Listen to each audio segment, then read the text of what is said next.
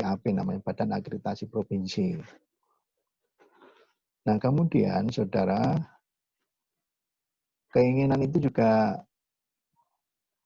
dilakukan oleh perguruan tinggi, maka pemerintah punya sebuah kebijakan yang mengakreditasi perguruan tinggi itu untuk saat ini adalah BANPT, Badan Akreditasi Nasional Perguruan Tinggi, baik negeri maupun swasta.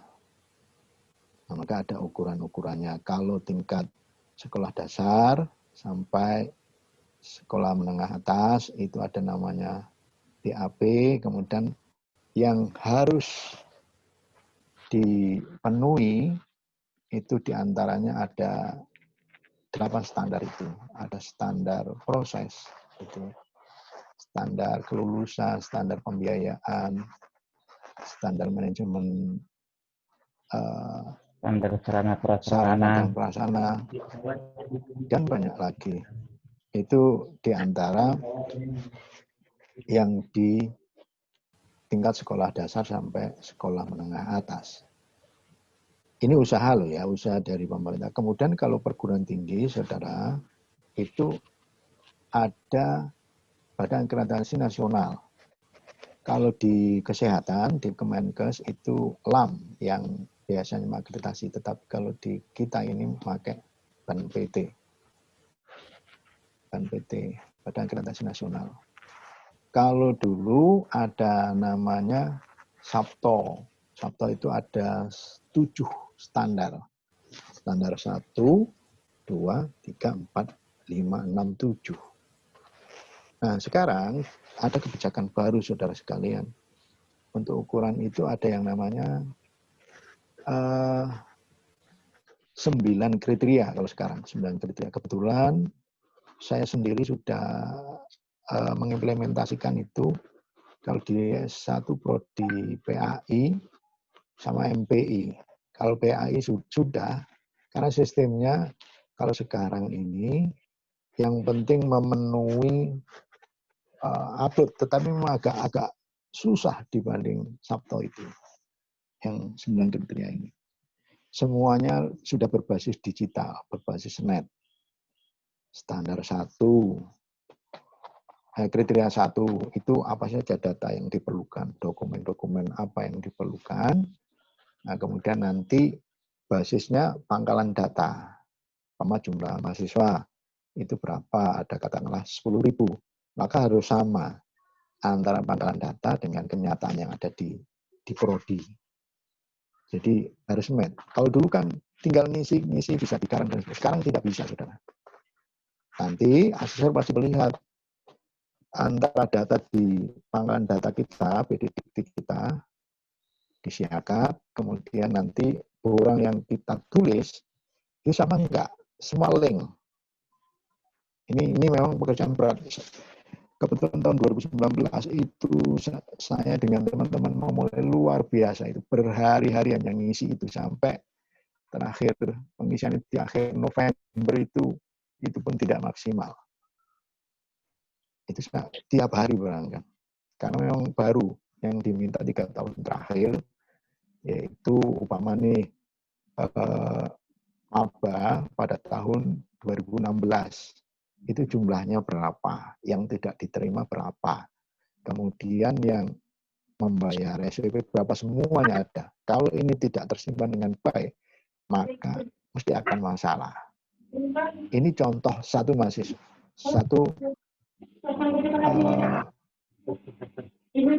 contoh satu jumlah mahasiswa saja, benar mahasiswa. Belum lagi nanti yang lain. Mohon yang lain di-mute ya, yang tidak masuk suaranya. Ini siapa ini yang muncul namanya ini? Putra kayaknya. Sama ibunya. Ya.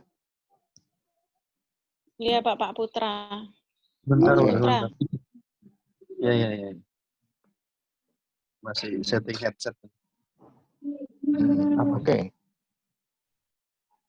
Untuk PAI sudah keluar, termasuk MPI sudah keluar sertifikat.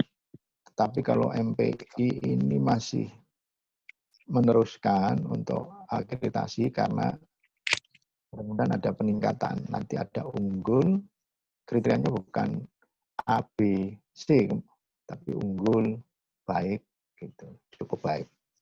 Itu namanya. Kita masih nunggu untuk akreditasi AL-Daring ini ya.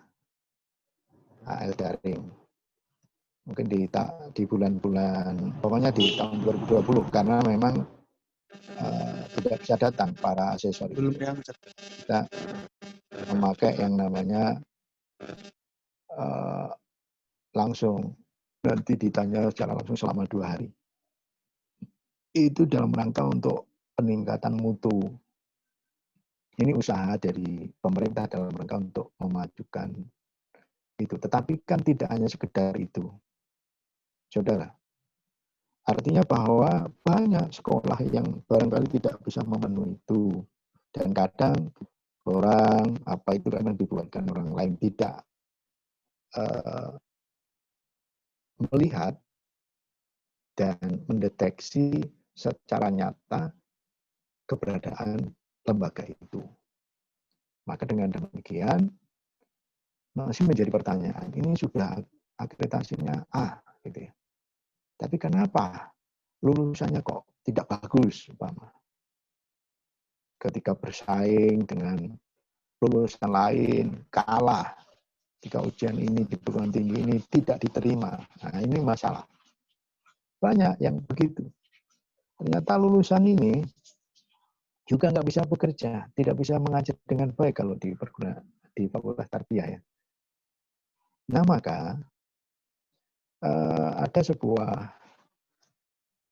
beberapa penelitian, saudara. Tapi ini ya masih penelitian. Ternyata kuncinya di antaranya memang ada pemimpin yang tidak profesional. Ini ya masih beberapa penelitian sehingga memang banyak yang harus diteliti sebenarnya apa masalahnya ini. Kok nggak mutu-mutu nih gitu loh. Sudah akreditasinya baik, terus kemudian ya nilainya baik lah intinya A, tapi kok lulusinya tidak berkualitas, tidak bermutu gitu ya. Ini kan menjadi masalah. Tidak bisa bekerja dengan baik, tidak bisa bersaing dengan baik. Ada apa? Ada masalah apa? Maka bisa diteliti di antara hasil penelitiannya itu di antaranya ada yang temuannya itu karena kepala sekolahnya yang tidak profesional. Ya profesional arahnya mutu gitu maksudnya. Tidak bermutu lah. Tujuh ke akademi, sekolah ini dipimpin oleh ini ya tetap begitu saja umpama. Ini sudah diusahain gini-gini gitu. Tetap saja. Berarti ya kepala sekolahnya tidak inovatif kan gitu. Sehingga pas ketika ada prodi yang namanya MPI termasuk prodi sama semua. Nah, nanti kalau saudara semua itu punya lembaga pendidikan akan melihat itu. Kebetulan saya kalau di rumah ini kan sama mengelola pondok dengan Pak Rektor itu jadi tahu. Kebetulan saya juga mendirikan SMP, mudah-mudahan nanti bermutu ya. Artinya SMP yang sekaligus anaknya mondok di situ, sekolah SMP-nya juga di pondok.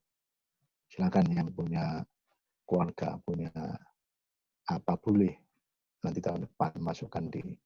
Ini bukan promosi ya, tetapi mencoba untuk bagaimana nanti bisa bermutu, terutama akhlaknya, kemudian nanti bisa baca Al-Quran lah dengan baik. Karena hari-hari memang ya kalau di pondok itu tentu tidak lepas dengan ngaji memang. Sebagian besar 70% walaupun SMP juga materinya juga agama. Tuh. Jadi mereka sudah diajari awalnya bahasa Arab, nahwu gitu ya. Sorof dan lain sebagainya. Itu cara untuk bisa belajar membaca kitab. Gitu. Saudara, tadi di antara temuannya itu pemimpin yang tidak profesional. Kalau konteks di lembaga pendidikan, maka kepala sekolah yang menjadi masalah.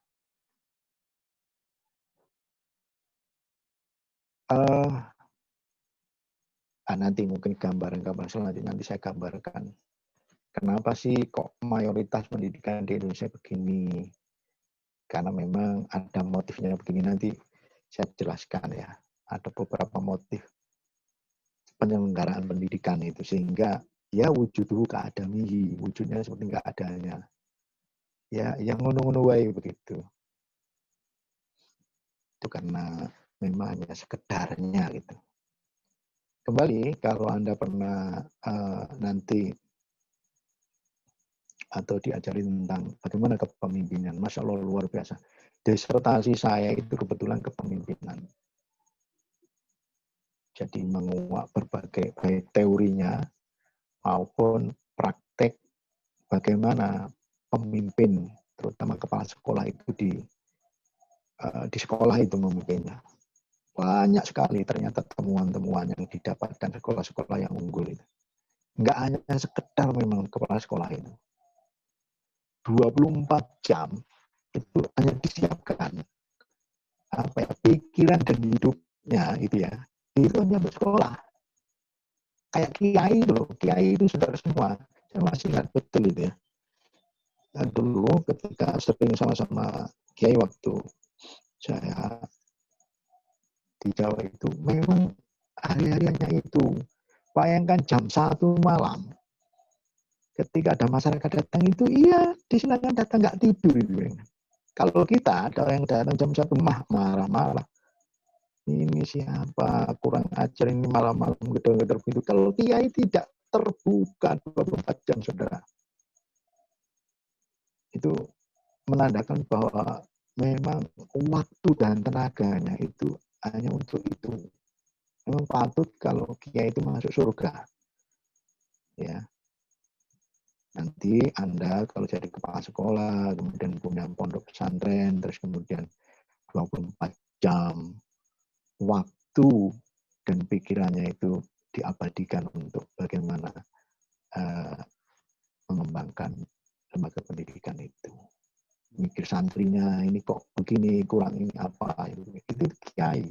Belum masyarakat yang datang minta, kalau kiainya mungkin bisa kayak ini lah, membacakan doa, terus kemudian sembuh, itu tambah luar biasa lagi. Mungkin sebelum subuh udah didatangi jam 3. Tapi karena itu sudah menjadi kebiasaan dan kehidupan para kiai, itu sudah nggak asing, saudara. Saya masih ingat, ya mungkin sebelah saya ada seorang kiai itu, jamnya itu didatangi apa-apa, dibuka. Mungkin sebentar sekali ya tidurnya mereka itu luar biasa itu ya. Mudah-mudahan diberi tempat yang terbaik di sisi Allah yang sudah meninggal para kiai itu. Kembali kepada kita, mungkin pertanyaannya, siapkah yang seperti itu ya? Saya yakin pasti marah-marah, belum suaminya yang marah-marah, belum istrinya yang marah-marah. Ini siapa lagi datang dan lain sebagainya. Jadi kacau itu. Pasti sudah begitu. Tapi sebenarnya kalau sudah siap jadi istrinya kiai, ya jadi kiai sendiri, memang sudah harus waktunya untuk itu. Itu sudah pilihan, saudara. Begitu juga nanti Anda punya sekolah, gitu. Punya sekolah. Ya sudah pilihan. Memang kehidupannya untuk itu, untuk sekolah, mikirkan sekolah, bagaimana ini anak ini kok nggak bisa sekolah. Kenapa anak ini kok nggak ada kuota kah untuk internet ketika pembelajaran daring dan lain sebagainya. Itu dipikirkan. Saudara, kemarin di awal-awal pandemi, mungkin di bulan-bulan di April itu saya memberikan beberapa pelatihan kepada kepala sekolah untuk bagaimana sebenarnya mensiasati hal-hal yang baru seperti ini. Karena sebelumnya sama sekali tidak ngerti kan kalau terjadi seperti ini. Kalau normal enak, saudara. Normal itu kan langsung masuk, nanti diajar dan sebagainya. Kalau ini kan tidak. Gurunya belum mengenal yang namanya internet dengan baik. Kadang pakai HP itu masih praktek. Buka aja kadang nggak bisa. WA aja kadang nggak bisa untuk balas SMS dan sebagainya. Itu ya. Belum lagi aplikasi Zoom dan lain sebagainya. Aplikasi Edmodo, aplikasi Google Meet, kemudian aplikasi GoodX gitu ya. Kalau di kita memang pakai GoodX, tapi sekarang sudah diputuskan untuk pakai Zoom. Tapi nggak apa-apa, itu sama aja. GoodX ya mudah, sama aja, sama dengan Zoom ini.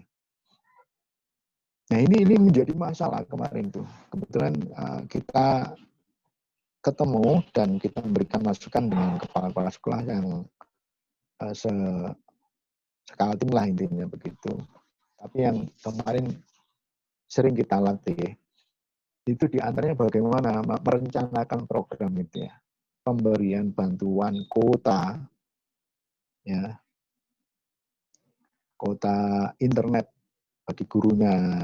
Ini kan masalah sebelumnya guru sekolah nggak pernah ini, gitulah, nggak pernah memberikan kuota yang semacam itu. Kemudian juga kuota untuk siswanya. Nah, ini pusing kemarin tak tanya ke Pak Soal, pusing Pak, pusing. Ini yang masalah. Pusingnya mikirkan uangnya itu untuk belikan pulsa dan sebagainya. Nanti Anda akan mengalami, terutama yang memang sudah jadi kepala sekolah ini, ketika ada masalah semacam ini, gimana caranya untuk merencanakan nih. Karena kan sampai berbulan-bulan nih, coba bayangkan dari bulan Maret sampai Desember itu berapa bulan itu. 10 bulan.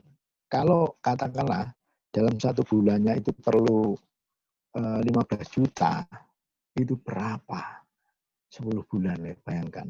Duitnya cukup enggak di sekolah itu? Pusing kepala sekolah itu. Tapi karena kita latih, kemudian diberi saran, kemudian juga semua itu akhirnya jalan. Yang menjadi masalah, kemudian muncul di TV-TV saudara sekalian, kita ini maunya mutu, kualitas, tapi bagaimana dengan sinyal yang nggak bisa ini? Coba, ada yang kadang itu di atas gunung, dia lari di atas gunung. Nah, kemudian semuanya berkumpul di situ, gitu ya. Banyak saudara, termasuk kemarin ketika ada penerima ujian nasional UMPTKIN, gitu ya. Itu susah yang di Mahakam Ulu. Akhirnya nggak bisa ikut ujian itu. Akhirnya gagal karena sudah diberi kesempatan lagi, nggak bisa lagi sinyalnya. Ini masalah. Maka pemerintah juga harus memikirkan bagaimana semacam tower dibangun. Tapi yang itu yang punya kan bukan pemerintah, yang punya kan swasta. Telkom sama Indosat itu kan bukan miliknya pemerintah. Maka ya itu harus kerjasama. Dan untuk mengadakan tower itu kan biayanya cukup tinggi, saudara sekalian. Cukup besar. Dan tempatnya harus disurvei, nggak sekedar loh. Tower itu langsung dipancang. Itu pakai satelit, saudara. Pakai satelit mana tempat yang bisa itu ditempati tower. Ada titik-titik tertentu nggak bisa dipasang sembarangan. Karena memang saya pernah tanya, ini Pak, loh kok yang dipasang kok di sini Pak, kok tidak di sana, itu kan lebih tinggi. Ini yang ada titiknya. Nanti kalau dipasang di sana tidak bisa digunakan. Bayangkan itu miliaran itu pendirian tower dan lain sebagainya itu. Maka dengan demikian ya memang ada alat khusus untuk mendeteksi di mana tempat itu bisa ditempati, titik yang ada sinyal nanti yang bisa memberikan pancaran ini sinyal-sinyal kepada penduduk, sehingga satelit yang dari atas itu ya pusatnya itu langsung bisa mengenai. Itu miliaran pendiriannya, saudara sekalian. Dan kemudian kalau misalnya juga beli tanahnya itu, tanah yang ditempati, kan nggak boleh sembarangan ini di tempat ini miliknya orang, nah, kan harus izin dari penduduk, terus kemudian beli. Mahal itu beli tempatnya aja sekitar 80 juta loh. Pembelian begitu bisa 100 juta, saudara sekalian. Ada kontraknya, jadi kalau misalnya nyewa ada orang sekitar 80 juta gitu ya. 80 sampai 100 tergantung sih tempatnya di mana. Kalau semakin strategis ya semakin mahal harga tempat untuk ditempati toro. Itu diantara memang ada problematika. Kemarin yang kita banyak membicarakan tentang problem-problem itu ya. Problem ini memang juga kaitannya dengan mutu, Bapak Ibu sekalian. Banyak sekali persoalan-persoalan yang dihadapi itu. Jadi nanti belum berbicara tentang lulusan kita, terus kemudian belum berbicara tentang inputnya gitu ya. Input itu masukan. Banyak ya. Ternyata itu semuanya ada hubungannya antara satu dengan yang lain. Bapak Ibu sudah mau kuliah ya? Jam 8? Iya, Pak. Oke, kalau gitu nggak apa-apa ya, untuk sementara itu. Nanti sambil kita fikirkan tentang materi-materi yang kita bahas. Yang mutu. Ada beberapa, termasuk promotor saya, 2 promotor saya waktu menyusun disertasi ini banyak bukunya tentang mutu, bicara mutu. Secara teori dan terutama secara praktisnya. Bagaimana ketika ini, dan lain sebagainya. Jadi saudara, mari kita Fatihah. Mudah-mudahan tadi salah kelawan. Nanti saya barcode aja ya. Anggap aja hari ini gimana? Saya minta kesepakatan dianggap hadir semua atau yang ikut bergabung saja. Silahkan nanti barcode saya serahkan Mas Andas ya. Baru minggu depan mungkin kita lebih selektif mungkin yang hadir saja begitu ya Mas Andas ya. Iya, biar ada perbedaan lah, biar tidak ada dusta di antara kita. Kalau kemarin yang banyak itu kan pakai WA, terus sekarang sudah bukan zamannya WA, harus ketemu begitu. Ternyata lebih enak saudara, kuliah yang macam ini tidak memakan waktu, kualitasnya sama, asalkan memang mengikuti dengan serius. Yang menjadi pertanyaan kalau tidak mengikuti mungkin sambil jalanlah, sambil masak itu nanti dampaknya juga masakan. Itu. Yang kurang lebih yang dijelaskan kan seperti ini juga Bapak Ibu. Cuma memang lebih enak itu kalau ketemu 100% itu bisa dipahami dengan utuh, bisa bertanya dengan enak dan lain sebagainya. Memang ada kelebihan dan kekurangannya. Nggak apa-apa. Ternyata COVID ini ada positifnya. Sedikit dari positifnya. Positifnya apa? Kita dipaksa akhirnya ngerti Zoom. Sebenarnya secara dekade nanti pasti akan sampai. Karena memang ini revolusi industri 4.0 gitu ya. Atau 5.0, 4.0, 5.0 revolusi industri akan sampai ya kita ini kedatangan teknologi. Tetapi karena COVID ini memaksa kita untuk bisa memahami itu apa Zoom, apa itu Google Meet, apa itu CloudX. Saya memberikan berbagai seminar itu ya, webinar itu kadang ada yang pakai Google Meet, ada yang pakai CloudX. Jadi enak saja gitu loh. Ternyata hanya ini. Yang penting kita punya aplikasi, di-download. Yang penting HP-nya itu jangan yang jadul. Memang kadang kalau yang jadul itu hanya cukup satu aplikasi, tidak bisa memenuhi aplikasi yang lain. Akhirnya tahu itu. Nah, luar biasa ya. Kecanggihan teknologi. Tidak tahu lagi nanti 1 tahun ke depan, 2 tahun ke depan pasti ada perubahan lagi. ini sedikit positifnya, tapi banyak sekali negatifnya memang COVID ini. Betul-betul secara ekonomi, secara apapun dampaknya luar biasa. Termasuk kita ini kan nggak berani kemana-mana.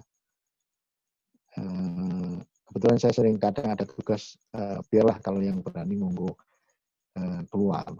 Sementara waktu kita ini kayak makan apa itu kan kalau dulu kan sering datang di tempat ini nggak berani sekarang Bapak Ibu. Lebih baik masak di rumah. Mungkin lebih irit ya. Cukup demikian Bapak Ibu, mohon maaf telah memaksa Bapak Ibu sekalian untuk bisa hadir pada pagi hari ini.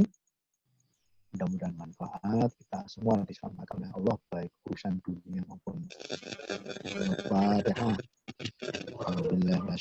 Bismillahirrahmanirrahim. Alhamdulillahirrahmanirrahim. Ar-Rahmanirrahim.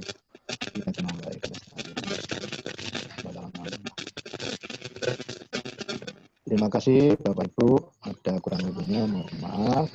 Assalamualaikum warahmatullahi wabarakatuh. Waalaikumsalam warahmatullahi wabarakatuh. Baik, saya izin duluan ya. Iya, Pak, sama-sama. Terima kasih.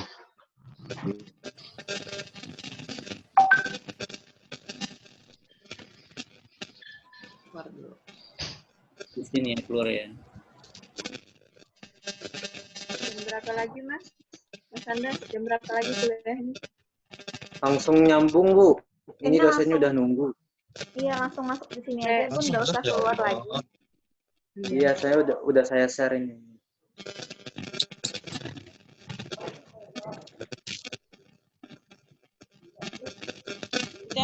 Siapa ini Mas Andas? Pak